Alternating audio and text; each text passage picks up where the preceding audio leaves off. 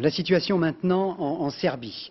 Deux faits importants viennent de se produire dans la matinée. D'abord, l'annulation des élections présidentielles reportées après la fin du mandat du président actuel Milošević, c'est-à-dire au début de l'année prochaine. Et puis la deuxième chose, une grande manifestation était prévue place de la République à Belgrade cet après-midi.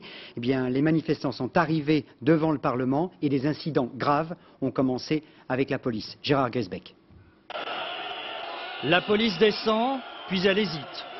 Pourtant, la manifestation nationale de l'opposition n'a pas encore commencé, elle est prévue à 15 h, mais beaucoup de Serbes sont venus de province. Et les premiers rassemblements ont commencé ce matin à Belgrade. La police est intervenue devant le Parlement fédéral après bien des tergiversations. Dans cette course de vitesse entre le pouvoir et l'opposition, le président Milošević a pris l'initiative puisque le Conseil constitutionnel a tout simplement annulé les élections. Il n'y aura donc pas de deuxième tour.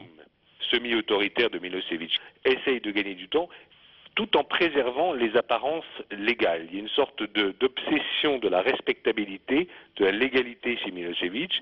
Et alors maintenant, on dit que les élections devront se tenir d'ici la fin du mandat actuel de Milošević, qui est en juin 2001. Un peu comme si vous voulez, toutes choses égales par ailleurs, si vous aviez un président français qui démissionnait, qui était battu à des élections et qui disait « Non, finalement, je poursuis mon mandat jusqu'au bout ».